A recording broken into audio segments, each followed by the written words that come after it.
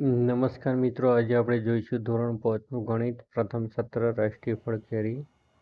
તો કયું વાહન કેટલી કેરી લાવે? વાહનનો પ્રકાર, એક ફેરામાં થતું વાહન અને વાહનની ઝડપ આપેલી છે.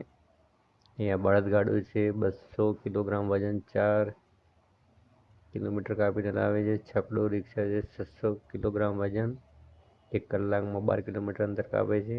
ટ્રેક્ટર છે, 800 કિલોગ્રામ વજન લાવે છે, 20 કિલોમીટર 1 કલાકમાં અંતર કાપીને. અને ટ્રક છે એ 6000 કિલોગ્રામ વજન લાવે છે, 1 કલાકમાં 44 કિલોમીટર અંતર કાપે છે.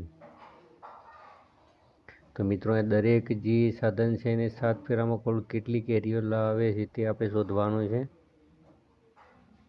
તો અહીંયા બળદગાડું, છકડો રિક્ષા, ટ્રેક્ટર અને ટ્રક એમ કુલ 4 સાધનો આપેલા છે.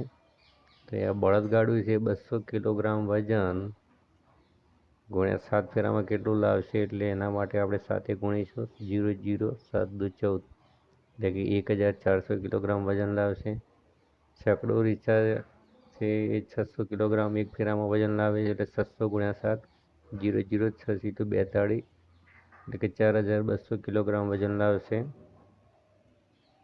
એવી જ રીતે ટ્રેક્ટરની વાત કરીએ તો ટ્રેક્ટર છે 1 ફેરામાં 800 કિલોગ્રામ વજન લાવે છે, એટલે કે 800 ગુણ્યા 7, 0 0 7 × 56, એટલે કે 5600 કિલોગ્રામ વજન લાવે છે.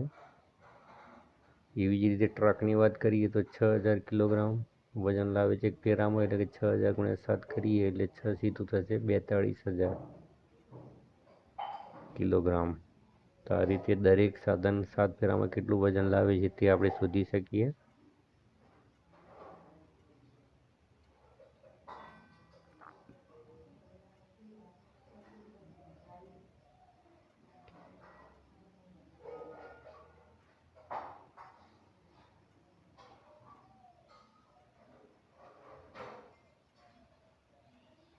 હવે એના પછી છે કે ટ્રેક્ટર 6 કલાકમાં કેટલું અંતર કાપશે.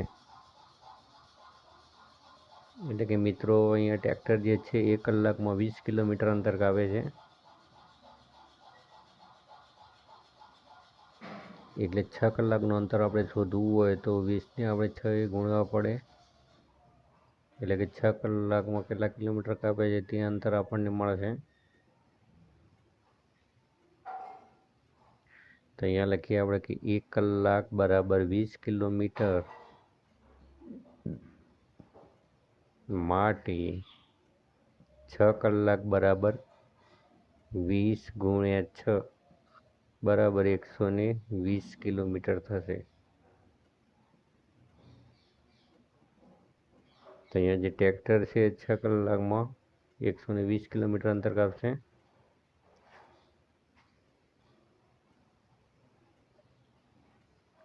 છકડો રિક્ષા 60 કિલોમીટર અંતર કાપવા કેટલો સમય લે છે. તો મિત્રો, અહીંયા જે છકડો રિક્ષા છે 1 કલાકમાં 12 કિલોમીટર અંતર કાપે છે,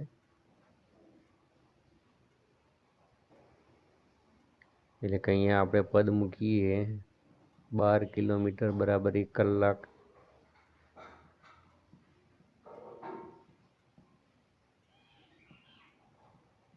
બાર કિલોમીટર બરાબર 60 મિનિટ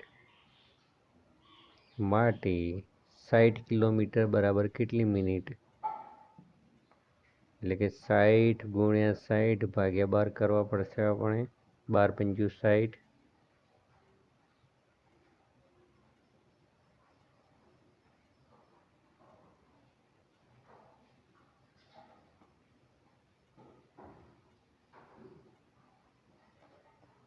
અને 60 ગુણ્યા 5 કરીશું એટલે 300 થશે, 300 મિનિટ.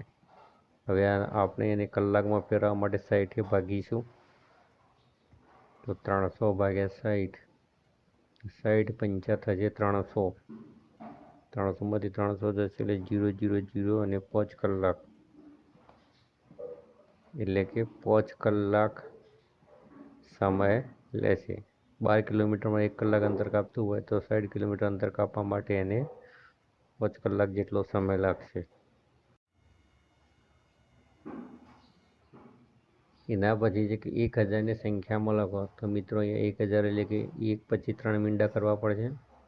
એકમ, દશક, સો અને હજાર. હવે 100,000 લખો.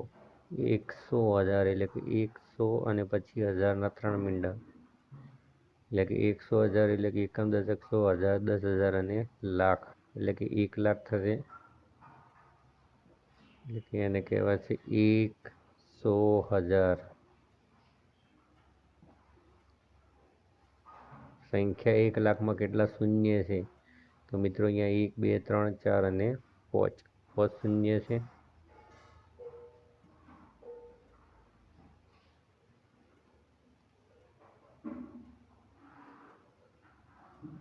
એના પછી છે કે 2,00,000 વાહનો છે, તેના અડધા ટ્રક છે અને ચોથા ભાગના ટ્રેક્ટર છે. તો જવાબ મેળવો કયા સાધનો છે? તો એ ટોટલ 2,00,000 વાહનો છે, એટલે 2,00,000 ભાગ્યા 2. અડધા કરવા માટે આપણે 2 ભાગીશું, એટલે 2 અહીંયા ઉડાડીએ તો 1,00,000 થશે. એટલે કે 2,00,000ના અડધા 1,00,000 ટ્રક હશે. તેવી જ રીતે અહીંયા ચોથા ભાગના ટ્રેક્ટર છે, એટલે કે 2,00,000 ભાગ્યા 4 કરીશું, એટલે અહીંયા થશે ચોથો ભાગ. એટલે કે 4 ભાગવું પડશે, એટલે કે 4 × 20 એટલે અહીંયા 50,000 થશે, એટલે કે 50,000 ટ્રેક્ટર હશે.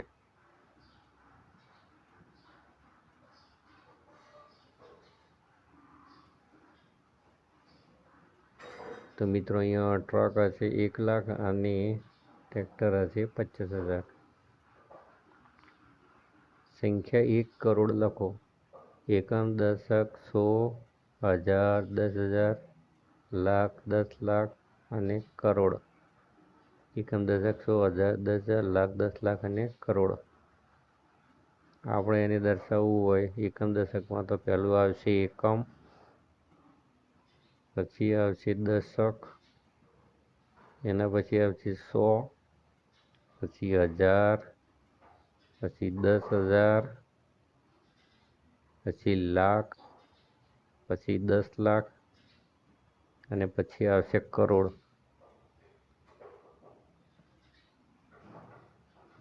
તો મિત્રો અહીંયા એક અંક વધતો જશે. એકમ, દશક, 100,000, 10,000, લાખ, 10,00,000 અને કરોડ. તો 1 કરોડની સુધીની તમારી સંખ્યા લખવાની હતી.